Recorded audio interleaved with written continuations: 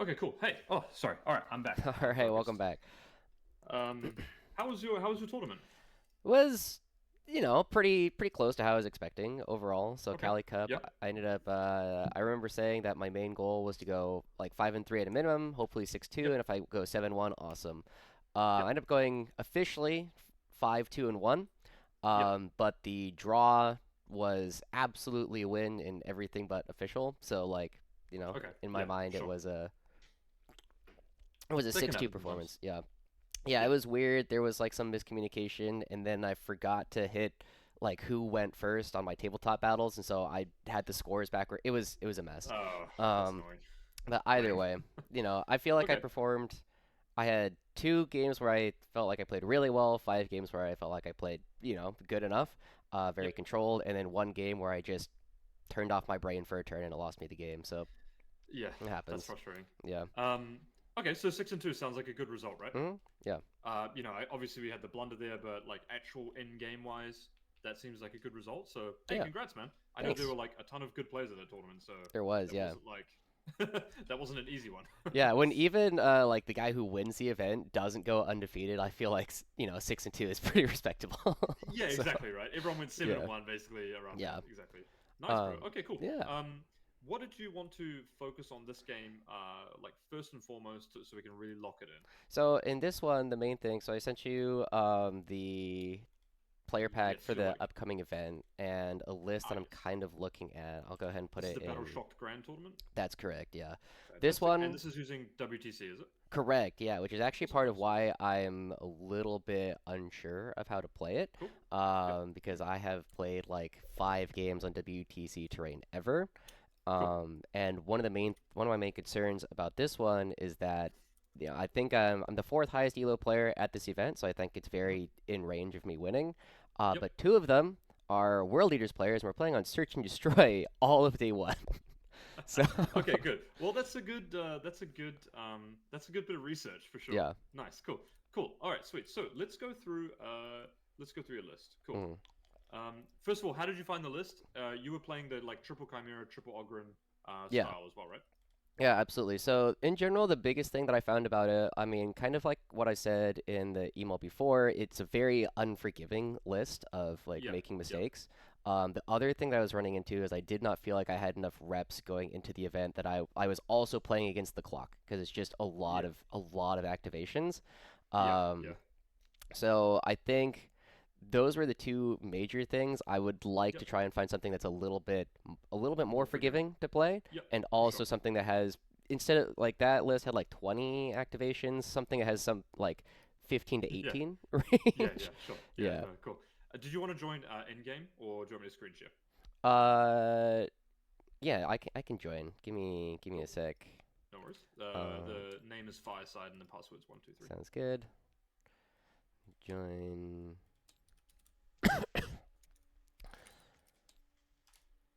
Let's see. There it is. Cool. All right, Do, and do, then do, do. Nice. So I've actually been cool. one of the couple of things that has obviously changed in the meta recently. Aquilons have been nerfed, and that's had a huge impact on the overall list design. I think, Absolutely. um, primarily because now that Aquilons have been nerfed, our melee control is significantly lower. Primarily because we can't move block people right before they charge. Yeah. Now, what that's going to do is that's going to have two effects. We're going to be weaker against melee armies, and more players are going to be playing melee oriented lineups coming into the meta tournament, right? Yeah. So we need to kind of like think about that ahead of time and anticipate that, and build stuff into our list that's going to be, obviously, and rocking up to the table that we're not one step behind, Yeah, exactly. so to speak, right? Yeah. Cool. So I had a list. So I have been playing something that's kind of similar. Hmm. Let me just screen. Yeah, I just I, need to I search won't my team lie. chat. This was kind of inspired by looking at the list that you and Nas took the recent Yep, yep. events. This is yeah. I've been playing. This. I've been playing a list with 6 Bilgrin basically, Hmm. which I quite liked. Um, I think they're yeah, pretty much required at this next event, especially considering the players I'm expecting to play against. Yeah, exactly. Yeah. Yeah. Well, I kind of think they're required as well. Hmm. But this I would change some stuff here as well. So, this is I guess core part of the list, but I Hmm. think this can go to something like you can side grade this for the 170 point. You can side grade this. Like this is kind of like we talked about before, kind of up for grabs. What we could Sure. change out. This stuff here is up for grabs, and this is probably up for grabs. Like this is up for grabs as a side grade. So we're Yeah. looking here So at 70, and I then 90, 55, 60, and then 30. yeah. So I actually have a question. Like, what is the Psyker doing? Because I remember looking Yeah, at it and I was like, it yeah, it feels like a solo unit in a Chimera. yeah. Use it for firing dick. Yeah, Okay. like you give yourself +1 to hit, and you firing dick, and you hit on twos. Cool. Yeah, it's Fair enough. it's like it's a bit spicy. Yeah. In my team's list, I probably could just play 3 Ogrins instead of it, Yeah. but like I was like, fucking play Psycho this time, Yeah. I also wanted to build one, and like I built like a thematic base for it and all that stuff, so I was Yeah. like, give me a bit of excuse there. Oh, I also have But a yeah. kind of a general question and a thought Mhm. because I was generally noticing with my like the two Chimera Ogre package, I was like, I always know what these are doing. But the Yeah, third one, I was kind of yeah, running into I'm not sure what to do with it. Oftentimes it would end up playing primary denial in the middle or it'd be like yeah, some kind of move blocking thing. yeah. Um, but I wasn't always sure if like that's what I'm supposed to be doing with it.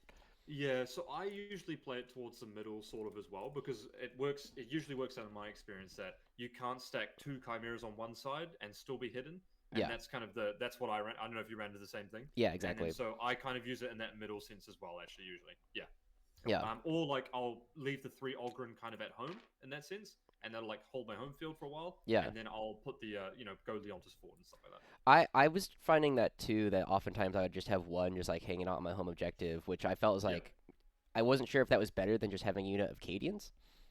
Yeah, I mean you could have unit five scions as well Hmm. if you want to start them in deep strike. Then you get 10 points on the list there as well. Sure, yeah. So like a couple of things we want to look at. I think, and I'll just download very quickly the latest on what like I'm looking at. This is Lehman Ross battle tank,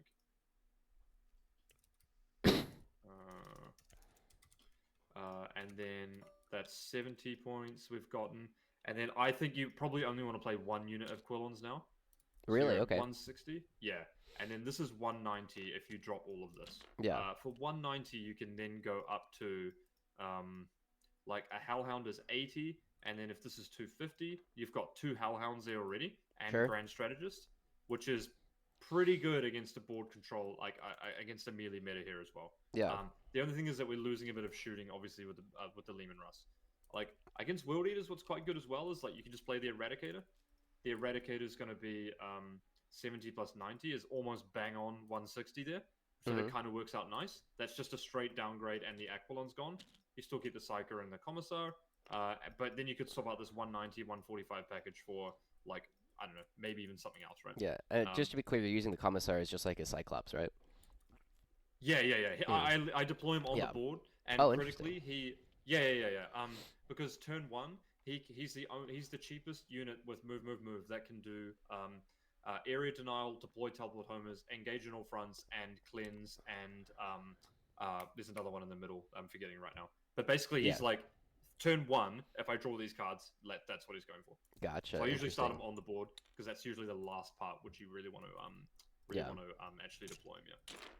So yeah, I mean, I think the 6 Borgren are good right now. Hmm. They're definitely going to be more pivotal the more that you need to play against melee matchups. Yeah. And I think you can get away with downgrading one of the battle tanks, tank commanders into something else. Yeah. But you do become a little bit more order locked around that sense as well. Yeah. Absolutely. The Scion bomb is interesting at that point as well. Like if you downgrade this for an Eradicator, for example, then you're looking at 10 points plus, and then you've got 55, 40, which is 95, 150. So you're almost at the point of getting the Scion, like the entire Scion bomb after that as well, Yeah. which kind of works out nice. Yeah, Gotcha. cool. Okay, sorry about rambling on there. Oh, you're good. So the list that you posted me, one thing I was thinking that struck my mind is that is the second battle tank really required? I Uh, was thinking that it could also be a Scion Scion Bomb, honestly. Yeah, because I actually quite think I think the Scion Bomb is actually quite good right now. I agree. Particularly because the rapid ingress is no longer as useful. Or you mean as like required as like bottlenecked? Required, yeah, Okay, okay, cool, exactly, cool, right? cool. Yeah. Yeah. So if we look at your list, for example, Hmm. I'm just on a notepad here, for example. Yeah. I'm not sure how required the navigator is. Uh, My big thought was so one, there's like a lot of Taos. The best player who's there is a Grey Knights player, okay, and there's at least one other guard player. So there's like a lot of 3-inch deep strike, yeah, and I was looking at my list. And it's like there's nothing that I want in my list to be standing at home, yeah. and so that's why I was thinking about the navigator. Okay, so in my experience in playing the guard mirror matchup, Hmm. even though they have Aquilons, they'll probably be playing less Aquilons now. Yeah, You are also playing Aquilons, so the threat for them to flip your home field is the exact same threat that you've got to flip their home field. yeah, Does that understand what I'm, yeah, So like, absolutely. it usually goes like the later that you leave your Aquilons in that sense, the more it becomes. If they whiff, that you can then use your Aquilons wherever you want, for example. Yeah, And the reality is Aquilons don't actually do that much damage. So they're usually not even that effective at flipping. Like, I can't almost think of one game where I've put them back behind my opponent's home field to like actually kill 10 cultists, for example. yeah. I mean, Um, partly because like people have learned not to do that. yeah, exactly right. Yeah, Yeah. So you can think of your list like the Scion upgrade here is only looking like a 120 point package upgrade, right? Um, sure. you've got 10 Rough Riders as well. Oh, okay. Yeah. Well, you could swap. Honestly, you could swap the 10 Rough Riders for just the entire Scion Bomb package. Yeah, I mean, I think I sent that. So I sent you the two lists, right? And one of the first version, I was like, this might just be Scions instead. Oh Um, yeah, I'm looking at the last one that you sent, the yeah. latest one that you sent me. I can bring up the table to kind of show you like what I was thinking. Yep, no, sounds good. Um, load. Oh, oops. I need to additively load. No worries. And I'm just gonna look at this tournament pack really quick as well. Gotcha. It's not letting me additive load the BTC maps in. Oh, I can do that. Which one Yeah. do you want to load in? It's number 1. Map one. Yeah. So it should have like the 4, I think it's Yeah, I blue got it. running down. By the way, are the maps locked for like what rounds you're playing for everyone? Yes, so everyone's Oh, playing that's really good. this for 3 rounds, and then we're going to a different one, Oh, everyone is day playing 2. this entire map for 3 rounds. Yeah. Oh wow, that's Yeah, so wow. my main Let's mix concern it with up. this is because it's on Search and Destroy, is like these natural objectives, the ones on the side, are basically impossible to hold. I'll be honest with you though, this map's pretty good for us. There's Yeah? some Okay. really big positives for this. Yeah, yeah. This Okay, is okay. like this. This is not a bad one to draw. Sure. There are a lot worse ones than this one. That's It's fair. got a couple of things that go bad for us. I'll walk you through this map really Yeah. quickly. There's a couple of key points. Okay, actually, I'll ask you first. What do you think the hardest part about this map is? So the general thing that I look at is one, so like we have this very natural staging area. I guess Yep. you can just see my mouse. Like here, right? So it's very easy to get on because it is, if you're in a transport, it's like a 7-inch charge at worst to the farthest part of the objective, and then a 10-inch move from the edge of the deployment zone can see this entire objective, Yeah. So the right? objectives are basically completely open. For this Exactly. map. Yeah. Yeah. Very good. Yeah. Yeah. In fact, this is like almost the light table, basically. Oh. Oh, there we go. I'll control Z. Don't worry. Okay. That loaded a bit late. What do you think is the challenging part of this map, or the challenging parts, if you think there are I multiple? mean, so the main two things I'm looking at that I find really tough to deal with are, one, holding primer is going to be very difficult, and Okay. the second Yep. thing is that is on Search and Destroy, going up against melee armies, it's um, Deploy very hard away to from. control. Yeah, Yep. yeah, So one of the worst parts about this map is actually this box here in the middle. yeah, So what can be very tough is if your opponent puts almost their entire army right here on turn one. yeah. It's all right. So oh yeah, I don't know if the map's loaded. Well, But if they I just go, have the choose your seat like oh right, just sorry, like yeah. in front, so I'm trying to So, move around. oh, it's fine. Is it fine now? It'll load. Oh, okay, cool. Just let me know when it loads. Yeah, It's fine. I could see. I just have to do it in weird angles. Oh, okay. Yeah. Let me load up an example list, for example. Mm.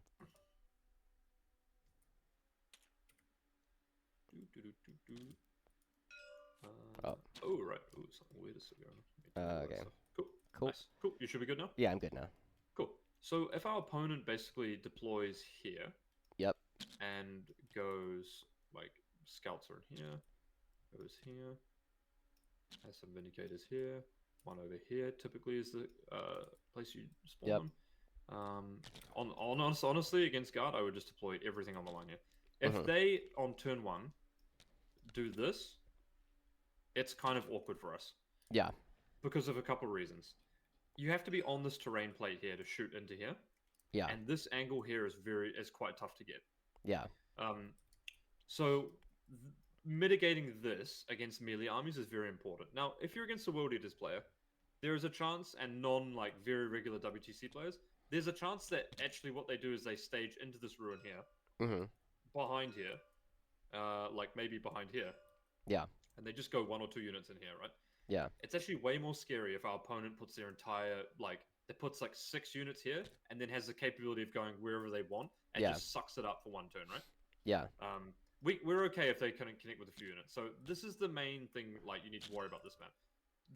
The other part is that, with the Bulgren package, we've actually got really solid options for holding these. Let's just take World Eaters, for example, right? Sure.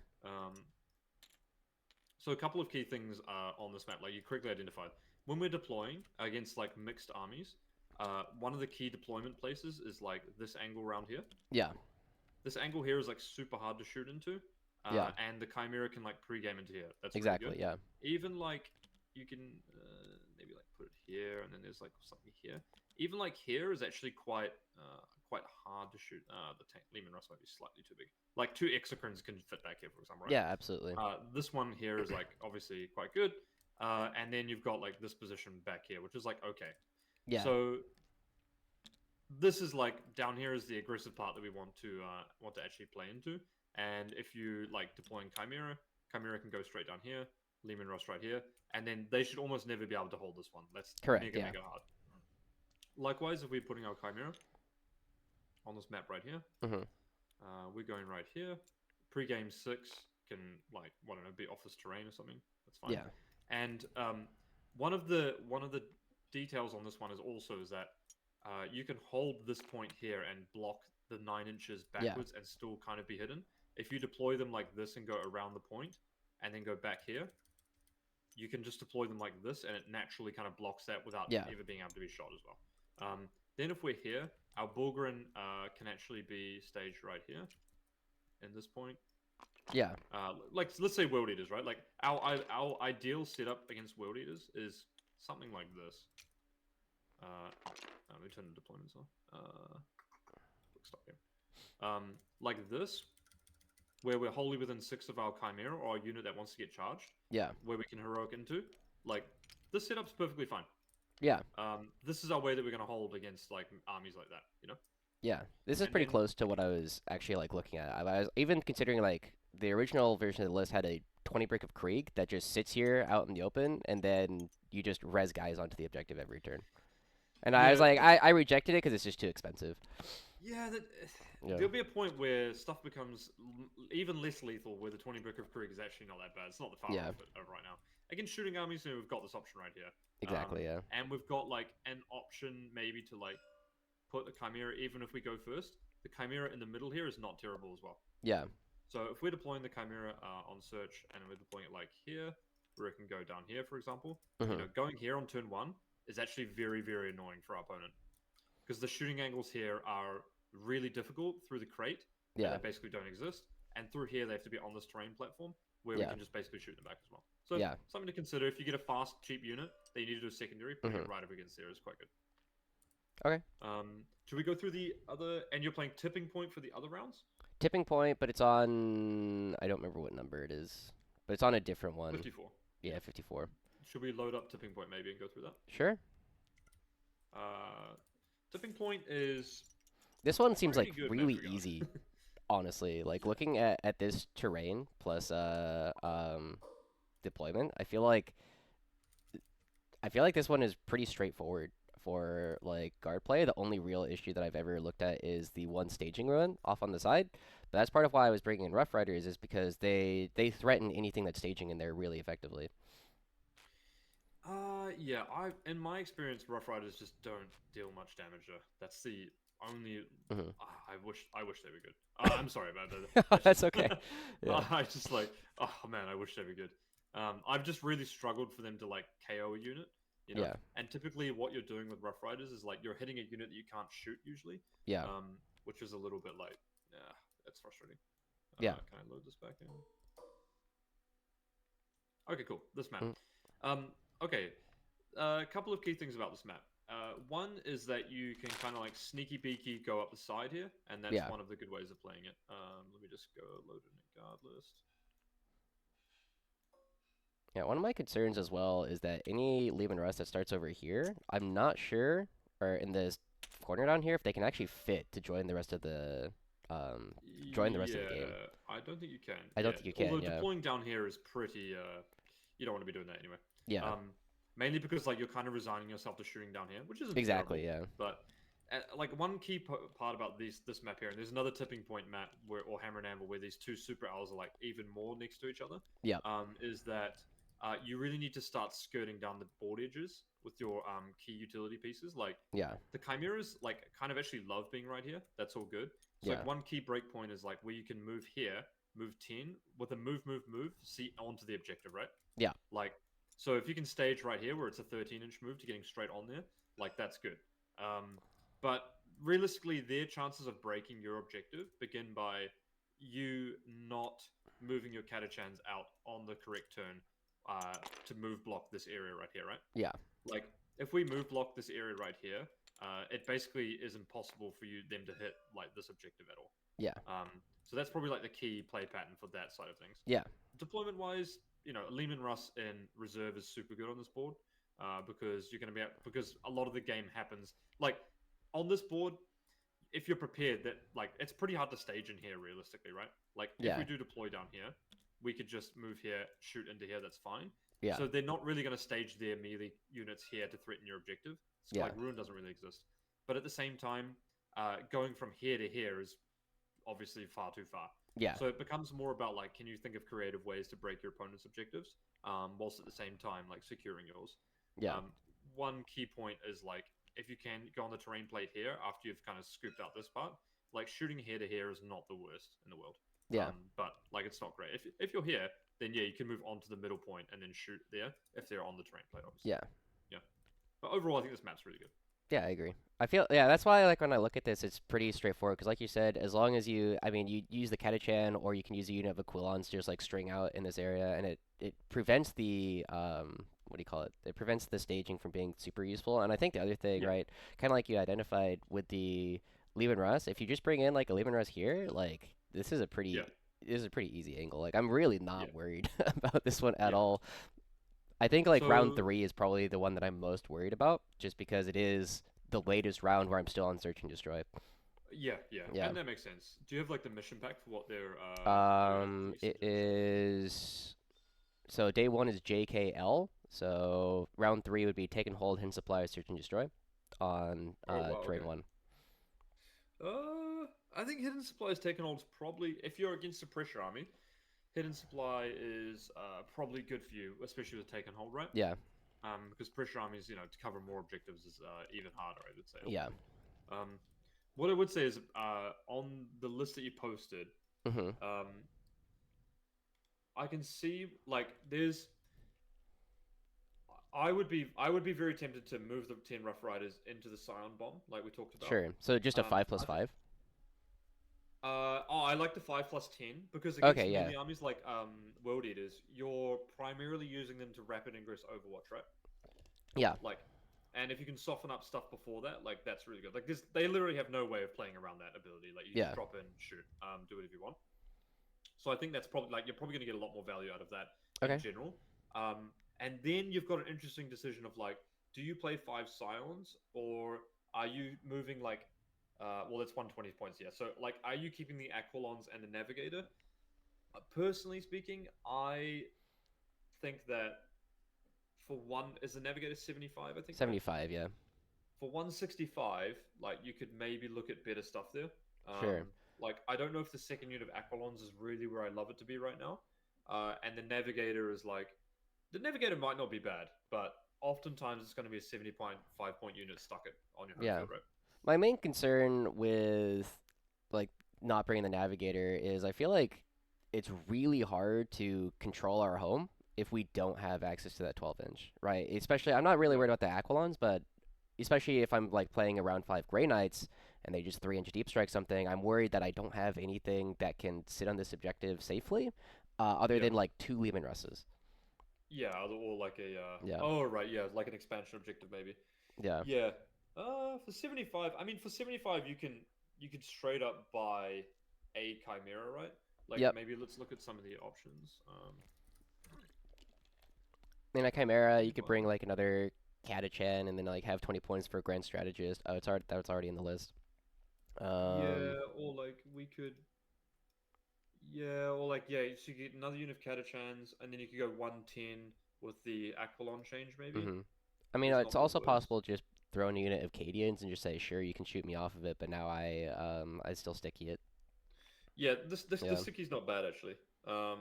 But it doesn't solve your problem in the long run as well. yeah, I don't know. Sometimes the Grey Knights like they drop a NDK down there to shoot you off it, and like you just kind of don't. just turn around and just shoot it, right? Like Yeah, oftentimes it's not really a very good play for them to make because they only have so many assets yeah. Let me double available, right? check what my day 2 missions are, cause round 4 is taken hold. All right, whatever. Round 5 is purge the foe. So like on taken hold, it's like okay, I can recover that primary later. Purge the foe though. But it doesn't really matter if they Yeah, drop and then hit your objective, right? Because you're yeah, probably going to be holding like two, so it means which you just need to hold one, obviously, right? yeah. Um, And so against holding Grey Knights, it's two. not that hard by just like dropping a Chimera on the button on the expansion objective. Yeah, you can have Yeah, okay. you can have a rust like a battle tank literally on this objective as well if you're really worried, and it can Yeah. shoot the board basically. Okay. Um, Because NDKs, are they OC3? yes, I think OC3, yeah, but other than 3 inch dropping where you don't cover the puck, they have almost no capability Yeah. of actually doing that anyway. So if we look at, for Grandmaster is example, OC4. yeah, I mean you can always order like possible, but for purge the foe, Yeah. you just need to hold one of your two objectives anyway, right? hmm Actually, purge the foe against Grey Knights is obviously slightly annoying there, right? Yeah. They just don't Because have many they're basically things. going to get their points regardless, which is frustrating. Yeah. We'd rather have people that actually work for their points. Uh, 75 if you hit Yeah. 20. Hmm. I don't hate Straken, So but what is he? obviously you've got You have him in your list, right? Or like one of your lists? Or is that Nat? yeah the list I'm playing for teams I've got him, Yeah. yeah, So yeah. what is he doing? Because I know like I've talked to Paul Clifton a lot, who's one of the like the top guard players over in China, and he's been a big fan of like the Strachan Nork combo because he just like charges into things and it just punches holes in With Marines Nork. and it, huh? Yeah. Can So you you take join? no, he does it with a PCS and a Catachan, and he just like takes max chain swords on the PCS, and then you just drown them in lethal hits.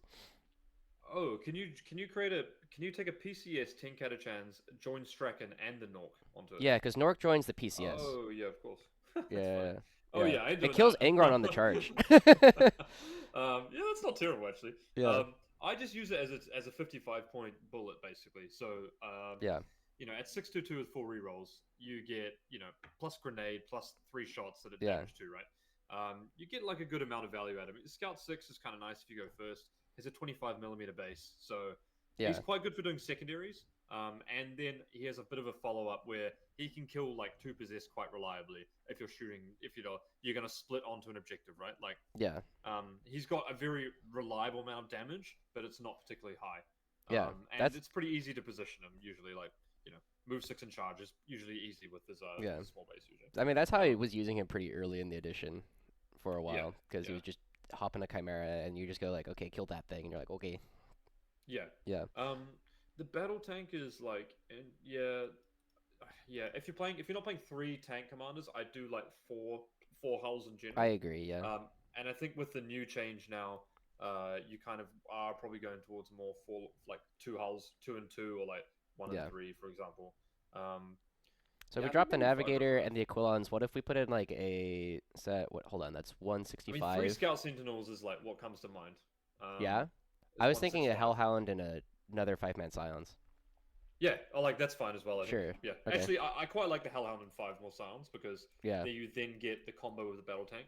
It's not bad. Yeah. I Exactly. would Yeah. almost be tempted to rock the heavy bolter on it at the point that you're playing 2 BTs and an exterminator, Really, and not the multi-melta? just to get the hit. Oh, I never played it with the multi-melter anyway. I played it with the flamer. Oh, interesting. Um, Yeah. but to get the longer range ignore AP is not terrible. Yeah. I feel Um, like I wonder how often the 36-inch range actually comes into play on these maps. Cause it depends. Well, it depends on how you want to use them, right? yeah, Like, if you would rather use it for 4 turns, then you want the 36-inch range, that's right? true. Yeah. But if you want to use it like for 2 turns, then you want it.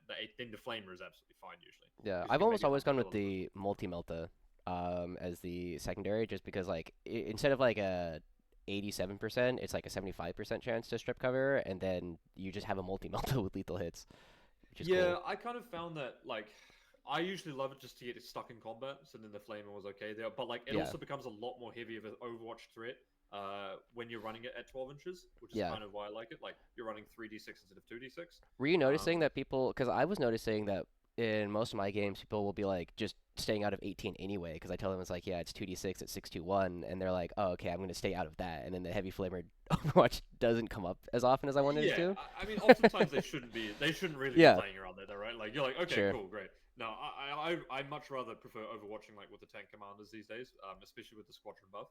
Yeah, If their vehicle, if their rhino like runs in front of me, I'm like, yeah, Overwatch. yeah, If you roll like any number of sixes, it's lethal anyway, right? So, yeah, exactly.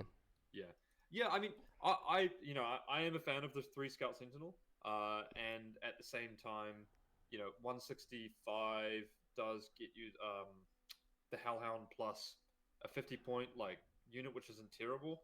Like it does get you 3 heavy weapon squad plus something else. It also gets you 10 Kassakin and Ursula Creed, which is interesting option as well. I think Yeah, I um, agree. I that especially gives think you it's one useful 2B on fields. day one. Simply because like the Kazakhans skirmish for that middle part pretty effectively. Yep. Yeah, I do like the Hellhound though. That would probably be my top pick. Hellhound plus 5 Scions, yeah, because it also gives you the option to deep strike back on your home field objective, yeah, and that's probably something you're going to be doing quite often. Yeah, yeah. nice. Cool. Okay, so Uh, just to reiterate, so the list that I sent you, minus Rough Riders, minus Navigator, upgrade to minus one Aquilons, and then we're gonna throw in Scion Bomb, so big Scions, yep. keep the little Scions, and then Hellhound. Okay, yeah, I mean that's pretty Yep. close to what I was. Yeah. Yeah, Yeah. I think there's some kind of like optimization between like A playing 2 battle tanks, like I kind of like an Eradicator, as odd as it sounds. hmm Um, I don't think the Eradicator is actually that bad. Like versus GSC, the Eradicator is pretty tasty even as well. Ooh, that's So true. I like hadn't if you thought about did need that. 20 points, like that's not terrible as well, right? Yeah, I mean I do have the Grand Strategist, which is like, for me it's very much just a nice to have. Yeah, yeah, yeah. But I I don't mean, think that buys if me you're playing anything. 1 TC, you kind of have to play Grand Strat, or you Yeah, have to play the Platoon Command Squad as well. I think. yeah, Um, yeah, like I don't hate the Platoon Command Squad in a list where you're going like just 1 TC plus like a bunch of hulls that you can also use with firing deck, right?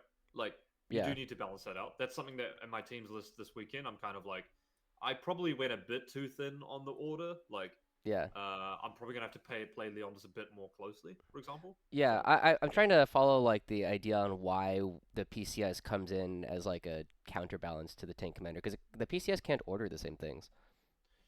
yeah, but it means that you can always order 3 though. Whereas if you play Leon just by himself, it's seldom that you'll actually order 3 tanks, for example, right? Yeah, but the PCS doesn't, or the platoon command squad can't order their tanks. Yeah, but it enables Leon just to always order 3 tanks because it's Oh, 24 oh, inches, as which is part of the 1 to 6. blob. Okay, as part of the Yeah, blob. exactly right. Gotcha. Yeah, Okay, yeah, okay, yeah, okay, exactly. okay. Yeah, I get yeah, you. yeah. Yeah. That's the crucial part of it, I think. Gotcha. Nice. Were there any like specific matchups you were kind of worried about you wanted to put on the board and just like chat through?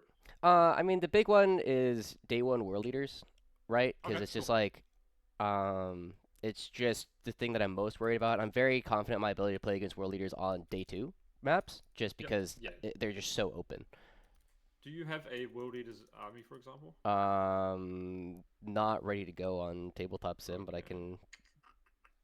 can copy the list that my friend took to the last event. He is one of Yeah, the I top mean, they're Warriors all players coming to basically them. the same. Yeah. I have a saved game here. Let me Okay. just load in this one. Sounds good. This is. Yeah. I'm assuming this player was playing World Eaters. This is actually me versus Anthony. Oh, So, nice. Yeah, I'm I assuming talked to him a that's little bit this last weekend. Cool guy.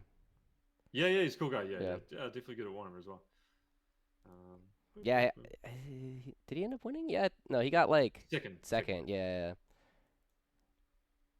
Okay, what the fuck is going on? As you can Basilisk, tell, Manticore. How old is this game? this is Vibe Check. This is actually the first tournament where I brought out the 30 Kaskin 3 man. Nice, gotcha. This is like September last year, I think. Yeah. This is a bit old. Okay, a fuckload of. Okay, it looks like we got some 8-bound models here. Okay, Yeah. that's basically good enough. And Invo plus that. Cool. So I'll just like randomly get all this stuff together and save this as. How often do you like save these game states? This game got interrupted, so we had to reload Oh, it. Yeah. gotcha. I kind of got put in my. I think Anthony went first, but like if I went first this game, I was gonna blow him out like 18-2 or something. Yeah. He went first, and I lost like 12-8 or something like that. I think. Gotcha. It was always a flip on that matrix. I think we did well on the round anyway, so it was okay. It's kind of a when you go against World Eaters and you go first with 3 Manticores, it's not really. Yeah, absolutely. As a kind of like side thing, like how do you generally like mark in a matrix, like how different a game is going to go if you go first or second? Yeah, it's a tough one. Usually that comes down to usually I'll just put flip, for example. Yeah. And I can show you like whatever matrix we use later. I will just put flip, and then usually what I find happens is that when you come to the pairings process, so I'm usually doing the pairings as well, so it kind of helps. Yeah. But when it comes to the pairings process, we'll be like, oh, how big of a flip is that, for example, right? And then we'll be like, oh yeah, it's like a huge flip. And then it kind of depends on how your other pairing processes have gone as to whether or not that flip becomes something that's like worthwhile doing, right? Yeah, fair enough. Because I got some 5-man teams events coming up in the next couple of months, but like. They're not that serious, so we'll see. Yeah, no worries. I actually did. I just did 2 team consultations. Nice, yeah. Yesterday, actually, one for an Austrian team, one for a team that's playing in the weekend. It was nice. Super funny to running through people how to do matrices and for like a spreadsheet that people use and stuff like that. Yeah, we're starting to do teams RTTs in my area, so I'll start getting a lot more experience with that fast. RTT. Yeah. Oh, that's fun. Nice. Map 1. Search and destroy. Maybe 1. Sorry, did I load in the right map? The first time, yeah. Yeah, I definitely did, right? Yeah, this one here, right? Not that one. It has a. This is close enough. This is flipped the other way. Oh yeah, that's like the super L flip. Yeah, okay. Yeah. Cool. Have you got your list on TTS? Not with the newest changes. But I can load it. Let's see. Where did I did put it somewhere. I was messing around with it last night. Okay, it's loading in, and hopefully it doesn't take too long. Oh yeah, based on that we can copy and paste it based on that. Yeah. I will try and sort these units into something good. I don't know what these World Eaters players run these days. But... I mean, it's exalted. It's just like a random amount of shit, right? Exactly. Yeah. I can move 22 inches. Yeah. Okay, here it comes. I mean, one of the key parts is not the no fallback usually, but yeah, I got caught with that at RTT, and I was like, right, so don't let them hit chimeras because they consolidate into the guys. Yeah. Just being careful, like how what you give them on turn 1. Exactly. And, honestly, usually the time that they go all into you is usually wrong, so yeah, it's fine. Okay, all right, it's loading in. Yeah, no worries. I'm just getting some of the stuff ready.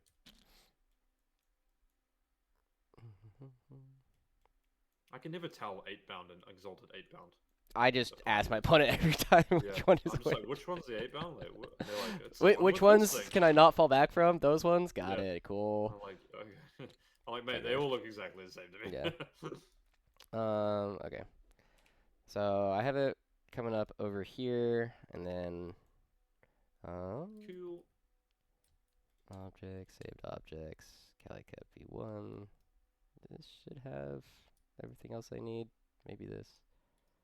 Oh, I can just build it from here as well. Oh, sure.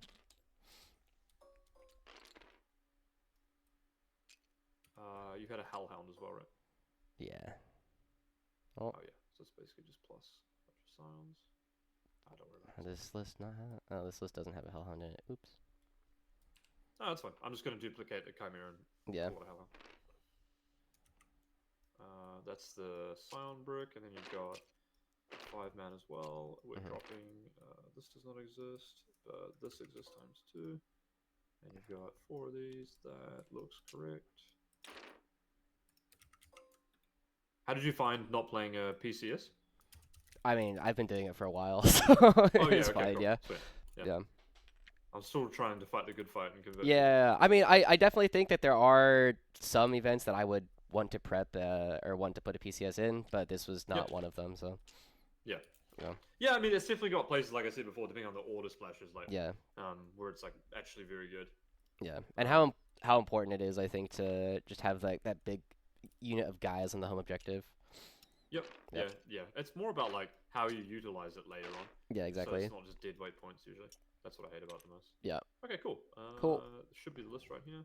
So in general, like my game plan was that one's the Hellhound. But you know, kind of like you were talking about with Chimera, Solar is gonna hang out like here, and then the thing that I was kind of going back and forth on was whether or not I wanted to start Bulgrin here or here, and I think I settled on here because if I play into World Eaters, I'm just going to throw Gaunt's Ghost in a line and just like, here you go. Yeah, okay, a couple things. Yeah.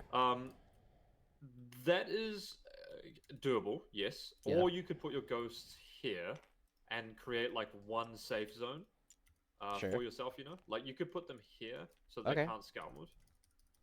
Like here, and then like this, and just to make sure. So the thing about, like we talked about in the beginning, the middle is the hardest place to shoot into. Yeah. So if you do put them somewhere, you kind of want to put them somewhere where you will guaranteed be able to just obliterate anything that they put into it afterwards. Okay, that makes sense, yeah. Whereas if we put it in the middle, it's kind of like your opponent's like, oh, thanks. Awesome, I'm going there anyway. They will charge you with like 1,500 points of their army, and you're gonna be like, oh. Yeah, because I guess my biggest worry, right, is if they hit the the God combo of +2 and advance and charge, and they're going, what is that, 17? Yeah, like the 30 go, inches. like 16, and then and then Angron goes 22. Yeah. Because that puts them like to the back of the home objective. Yeah, 22 is like roughly. Oh, 16 is like basically here, so they can basically go like ruin to ruin when they advance and charge. Yeah. Okay, a couple of things. I like the Hellhound. So when I play against these melee pressure armies, I like to do a couple of things. I would probably start one of the Ogryn and the Chimera, and start one of the Catachan Jungle Fighters on the board. Okay. So you could use the pre-game move here like super well, right? Yeah. Like there's a chance that you can still get locked in combat, but you can just do it with a unit that you're going to be happy to do it with, right? Yeah. So like if we use our pre-game move with our Catachans, we can pre-game 6. And so crucial distance against World Eaters is to be 4.1 inches away. Or for a couple of reasons. 4.1 means that they will never be able to consolidate into you. Yeah. But it also means that if they charge your unit, they will never be able to charge it with 2 units, attack with 1, then consolidate with the other unit and attack the unit behind it. You see what I'm saying? Yeah.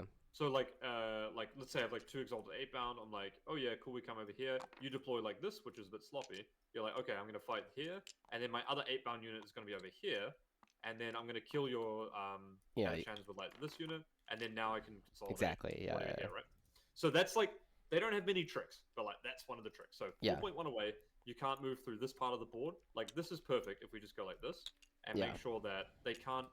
You also want to have your Catachan like less than their base size between it, so they can't like charge through you. Yeah, absolutely. I was having arguments with dumb people about that on Reddit the other day. It's like, I just charge both. I can run through. It's fine. Yeah. So like in general, you kind of want some of your more bulkier stuff like over here, right? Because realistically, and this is where an Eradicator is kind of a good example. If you have an Eradicator, like you can just put the Eradicator right here, right? And that's going to cover up all of this space. And then to have your other shooting assets like here. So like your safe side is obviously this, right? Yeah. So you can put your tanks, like your tank commander or whatever it is, or your battle tank like right here and here. Yeah. Solar should be like right here. And then you can move 13 and then, blast, right? Yeah. So once you've created this safe zone, then you're basically all good. All these assets in this part right here should Yeah. be basically gravy. That's fine. Down here, we've got this part here, which is, we need to worry about a bit. Yeah. But a big part about playing against World, if you go first, that's obviously that's fantastic. Yeah. But if you go second, one of the critical things you need to worry about is setting yourself up so your turn 2 is going to be okay. It's the same like if you play against GSC as well, or Blood Angels. You may be under a lot of, well, maybe not Blood Angels, but against GSC, you may be under a lot of pressure turn 1. But your primary focus when digging yourself out there should be not on points, but setting yourself up so your turn 2 is going to be very good. Yeah. Primary reason here being is because if we're playing with the Scion blob as well, like we want to be able to rapid ingress into a good space and then overwatch a unit and basically kill a unit on the turn it comes down, right? Yeah. Or the turn it's going to charge, right? Yeah. So if our turn 2 is good, that means that the rest of our game plan will be good, right? Yeah. We can have a bad turn 1, that's fine. But if we dig ourselves out and make turn 2 okay, then with a bit of breathing space, that's going to be good. Like if we can have on turn 2, kill what's in front of us and have one more plus positive interaction where we can take advantage and shoot something that's not in us, then we should be definitely winning the game at that point. Yeah, absolutely. In general, so my general game plan, especially in like these kind of things, is on turn 2, I generally don't focus on scoring very much, and I just go, I'm just going to kill as much of your stuff right now so that the rest of my game works out. Is that generally like the right thought process, or should I be looking to like hybridize that? If you're playing against an army that's definitely trying to rush you like super hard, usually tabling them as fast as possible is critical. But I would say that mentality is much more applicable on turn 1 than it is on turn 2 for sure. Like turn 2. Oh, if I go second on turn 1. Sorry. If I go second on turn 1, or because I feel like in general, if I go first on turn 1, like I just can't shoot anything, right? Yeah, and that's fine. Okay, but you're still setting yourself up. Yeah, I mean, if you go first, then you're still trying to do secondaries, of course, right? But like, we're assuming like worst case scenario here is when you go second or whatever like that, right? Yeah. Okay. When you go second turn, you still want to be starting to focus on secondaries and breaking a bit of primary. Yeah. Because if you're only getting to that on turn 3, then the chances are they might still be able to keep you off the objective one more turn. Yeah, that's absolutely. How a tempo army can kind of win. Okay, cool. Ghost here, like they should place the Angron here. Like Ghost, you can obviously just like pre-game move. So it's like, by the way, Angron sucks getting around this container right here. It's a nightmare. Oh yeah. Why is that? Is he just like too fat? It's fucking terrible. Well, like he has to move here, and then he has to go here, and then like he oftentimes doesn't fit. Well, I guess he can rotate nowadays, but like I guess his base has changed nowadays. But yeah, previously it was a big issue. But like through here is still. So okay, so can, real quick, you can put like a model here so he can't end. Yeah. What? How do you play these? I thought they like generally. I've been told you just play them as ruins, and so like infantry can walk through them. Is that true? Is that not true? Like no. Infantry cannot work through them. These are just they're blocks. played as I think it's armored like containers. Unstable, like barricade or something like that, but a 5 inches tall. Yeah. Maybe not barricade. But nothing can walk through these. Yeah, nothing can walk through them. It's basically just like a 5-inch tall box, but you can deep strike on top of there. Yeah. So like weirdly enough, you can put your ghosts up here, for example. Yeah. But it is declared as 5 inches tall, no matter how tall it is in game, because you still need to be able to attack someone. But nothing can walk through them. No, at all. Okay. Yeah. So Angron gets a little bit like he has to kind of go around here. He can't Gotcha. Yeah. And if they deploy him here, like he's kind of going like 10, and then maybe there. Yeah. So you just need to kind of watch like so he can't actually land anywhere. His deploy. Like if he hits a chimera, like who gives a shit, right? Like okay, cool. Yeah. Like you're gonna basically kill him to the point where like if you get him to 1 wound, that's fantastic because then you can overwatch him and like whatever. Sure. Yeah. Even if you have your tank commander like here and they're trying to get Angron in, just overwatch him on turn 1, right? Like, yeah. Be like, okay, cool, man. You're gonna take like 6 damage from my demolisher cannon because I'm lethaling you as well. Yeah. Like, that's cool. Yeah. So the big part is like you can fill the chimera with something else, so you don't get the scout move.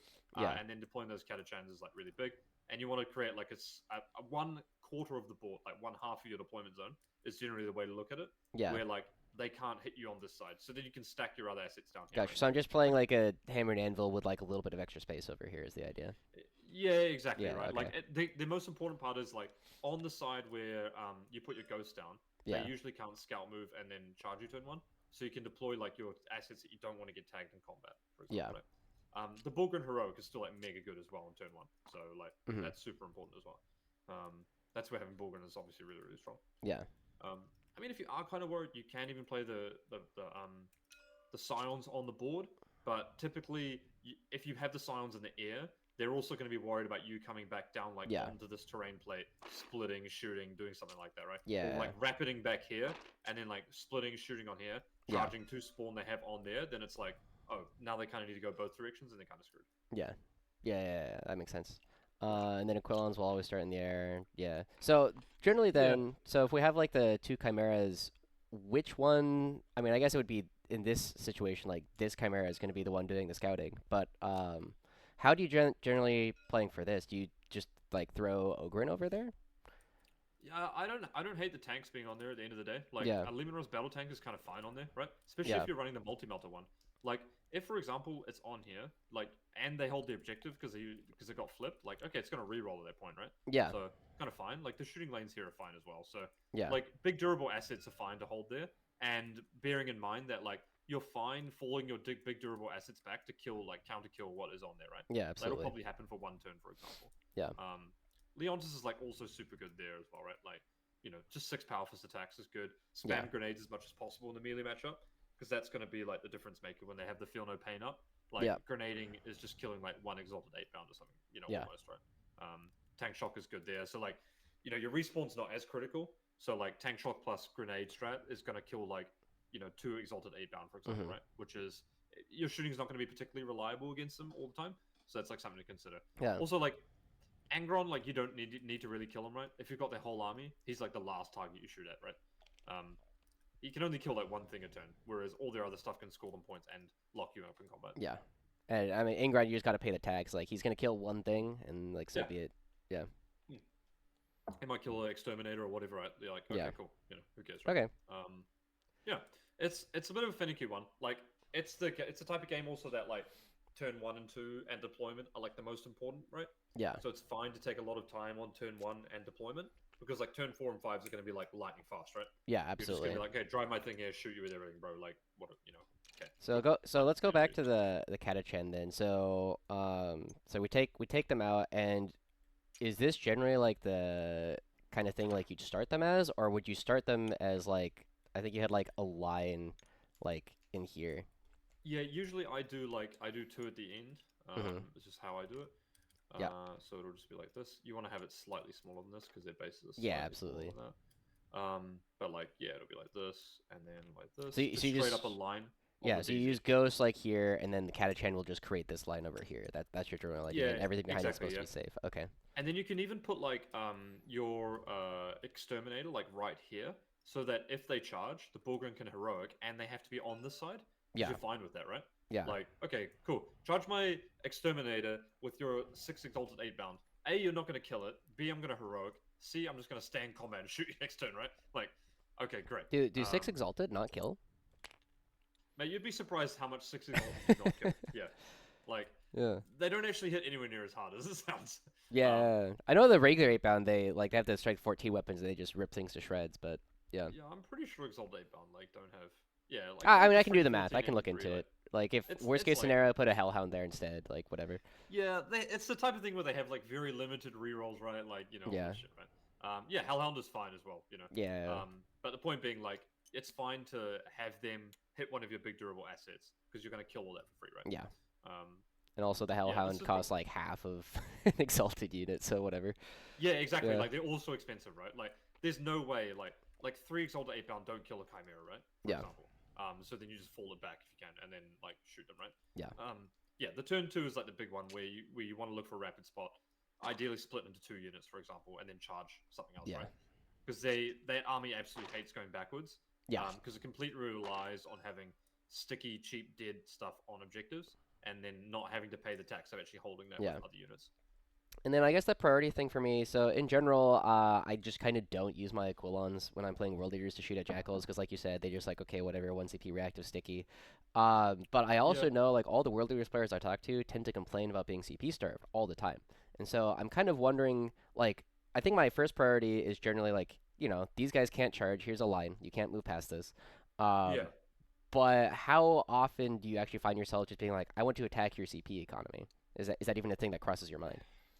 I mean, not. It's usually more for. I'll be honest with you. World Eaters is not super common, but it's usually more for armies like that have AOC or like reinforcement strat. Where I'm Yeah. like, okay, this is a key ability for them, for example. And then like, yeah, I'll try and tax it. But honestly, at the super high level, when you're against super competent players, you can't really bait people into like taxing their CP. You know, like they're gonna make the most optimal decision, whatever. You can pressure their CP. Like you could pressure like Phantasm, for example. You can see 2 units at once, so they have to make a choice there. But yeah, I wouldn't say it's a huge thing. You don't really look at it, yeah. I mean, there's there's not a ton of World Eater players in my area, but they all happen to be strong. So. Yeah. I mean, World Eaters is a very direct army, right? Yeah. So it gives you a very direct game plan, and a lot of weaker players also crumble against like big pressure armies typically, right? Yeah. That's usually one of the harder parts of the game to play. The Aquilons just use the 3-inch deep strike block on your own turn 2 as well, right? Yeah. So your turn 2 should look like, you know, rapid ingress, shoot if you go second, move, shoot, obliterate something. And then Aquilons are tying off another edge of the board where they can't move through as well, right? Yeah. Yep. You know, have like a Rhino with, you know, whatever, some shit, right? Cool. Like if their Rhino's like here and it's got like, you know, 10 dudes inside it, just like drop Aquilons completely around their Rhino so they can't disembark, and then like, you know, have fun, mate, right? Yeah, exactly. Better than like charging it, for example. Yeah. Cool. Yeah, it's kind of it. So, yeah. So the only other thing that I have brief thoughts on. So I don't think there's any GSC players. There might be one, but that might be something to talk about another time. And then the best player coming is actually Ruben Zhao. He just made it onto Team USA Academy, so he's going to be fighting for a spot WTC. He's a Grey Knights player, and he generally runs NDK spam. So I've only played against it once. Any general thoughts on that matchup? NDK spam is usually a good matchup. It's usually good for us because we just lethal hit them to death. Yeah, well, the Squadron Map is nice. But a couple of things. Always just be careful of the mist. The mist is like you know, annoying to play around. Usually, you want to try and force like I think about Grey Knights is it's important to think about your movement and your sequencing. So be like, okay, if I move here, if they've got one thing they really want to miss, identify what that is, and then move everything else before that, and then they'll be like forced to be like, oh, do I miss here? No. Do I because of that? Do I miss here? No, because of that. Do I miss here? No, because of the same thing again, right? So that's a good way to stress them. The combat's very easy to block off simply because you know, you can block with like cheap stuff like Ogryn that they can't necessarily kill in one go. Yeah. The Aquilons are really, really good, so use them to primarily deny the 9-inch deep strike. So they can only deep strike one thing, right? So what's the typical gameplay pattern for the indicators? They start like 2 in reserve, then on turn 2, they pick 3 up, and they drop all 6 and they kill 1 flank at a time. Yeah. So it's important to make sure that your flanks, what you're playing, have enough counter shooting pressure on them as well. Yeah. If you just let them pick up and bounce around and shoot 1 flank 1 at a time and let them focus fire like that, then yeah, you can get into a tough position. But if you can focus on like, okay, if you're showing me 3 NDKs, I've got enough firepower to kill 2 back. Then you'll find that once you can do that once or twice, they're out of things. Their damage just drops off the charts. Yeah. Lehman Russes are insane because they wound them on 5s, by the way. So, yeah. Oh yeah, because they're all strength 10. Yeah. It's also not terrible to have -1 damage up. Because of the way they play, they typically try and kill a flank. Yeah. If you have -1 damage up and they've got like 4 NDKs to shoot it, for example, then oftentimes it throws their math off just enough where they don't kill it, and you get to activate fully back and shoot them as well. Yeah. Like they're a pretty elite army, so any chance you can get to take them, you know, to the point where you can shoot them back is very good as well. Yeah. Cool. The Hellhound is absolutely key there as well, though. So you need to keep that alive throughout the game. Oh, why is that? Yeah, because they have 2+ AOC, right? So. True. Yeah, okay. the ignore cover is very, very big. Yeah. That's probably a critical one. Like, do not use a Hellhound loosely in the beginning of the game, because then you're going to find that you'll get a bit blocked on your AP, and they'll be taking 2-ups and stuff like that. Do you think? Actually won't kill them. Do you think that matchup alone makes it worth going heavy bolters instead of multi-meltas, especially knowing that he's like the person that if I'm trying to win, I'll probably play in finals? Yeah, I mean, I don't hate the heavy bolter. Yeah. Yeah, I mean, I think it's good. I would definitely give it a shot. It's a pretty small change regardless. Yeah, exactly. But if he's smart, attacking the Hellhound is quite good because the strip cover is quite big against his army, especially since you're playing 2 Lehman Russ battle tanks plus an execution, right? That start at AP0 most of them. Do you know what loadout you're taking for most of these? My current plan was I was actually looking at the Meltas for the Lehman Russes just because the rerolling Melta hits is really good, and then Plasma on the Tank Commander and Exterminator. Yeah, so based on the mission formats you're playing, I would probably say the same thing as well. Okay, cool. Just run multi-melters on all 3 of them. and then just play the plasma on the battle tank. You've Yeah. also got the Scion unit, which is quite good against like the larger shot count units. Hmm. So like that's fine as well. Um, I also, while we're on the topic of like war yeah. gear loadouts, in general, I've been preferring the heavy bolters on chimeras, but I noticed that both you and Nas like heavy flamers. Oh, It heavy kind of bolter. What the fuck? yeah, because Really? because the spam like when the ogre are inside, it's 18 heavy bolter shots. Yeah. 15, right? Oh, you take No, two, oh, so you take two heavy bolters yeah, instead two of heavy the two bolters. flamers. Yeah, Uh, yeah, it's not bad. and it's just a Vulcan mega bolter at that point. Yeah, that's true. Yeah, it's not bad actually. Yeah, I don't hate it. The flamer for the Overwatch is kind of nice though. yeah. Which is kind of you know what? Honestly, I mean, okay, I go feel for like it. it's yeah, I feel like it's a dealer's choice, but like I was kind of curious like why both of you were liking the flamers, you know? Yeah, like I'll be honest with you, I don't. I think probably Naz and I have both just played that and have never really thought about it. Fair. Because you often want it locked in combat. Yeah, And that's where the flamer payoff is a little bit better there, right? true. Yeah, The Overwatch is kind of nice as well. When you've got that, like you've got little Overwatch kind of pieces. So yeah, if they've got like cheap OC, you're playing the guard mirror, for example, then like yeah, the flamer is better there, right? yeah. Makes The sense. flamer's gonna kill like 4 Catachan. The bolter's gonna kill like probably like 2 maybe something. Yeah, So yeah, maybe try one with bolters, one with flamers, maybe. yeah. I mean, I mean, at Cali Cup, I was going two with bolters, one with flamers, and the flamers oh one okay, was right. generally the one who was like playing the mid board, and I think I can count on one hand, or I think I remember overwatching with it once the entire tournament. Yeah. You know? Yeah, I mean the thing about the Overwatch is like in the matchups where it is good, obviously it's very good. Yeah, But you know, even like your opponent playing around it is like equity that you're getting out of it as well, right? yeah, for sure. Yeah. Yeah, Yeah, no, interesting. Yeah. No, I think this list should do well. Like I think me personally, I would try and like maybe go one more tank commander and try and find something here. yeah, Like you could swap the Scions out for tank commander depending on how you play it, right? I think actually that is that's almost roughly my list actually. yeah. Is if I have Scions instead of a tank commander. To upgrade a Lehman Yeah. Russ battle tank to a tank commander or something like that. Uh, But you know, it's kind of a similar split all around. Cool. And then one last question before you Sure. go, because we Sure. are running into that hour. So I'm generally finding that most tournaments that I go to, like I'll play like 90% of the time, like playing at my standard or above. Yeah. But I'm always finding that I'm having like one turn per tournament, not one game, Yeah. one turn per tournament, where my brain just shuts off.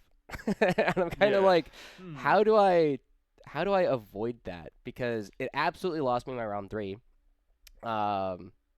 Just Hmm. because I didn't What? block rapid ingress, which I told myself to do. Yeah. What I would say is, so sometimes when the day gets late and I'm Mhm. playing and I've got like a big game to play, I will. This is just me personally. I just go to the bathroom and splash some like cold water on my face. Sure. Because that like helps me wake up a bit because I'm like, Yeah. okay, I am like sort of fatigued. I don't know. There's no real. I guess that's a part of what separates like the very extremely good players from Yeah, like just absolutely. great players, right? Is like the people that don't fault. Like it's a stamina thing at the same degree, Yeah. right?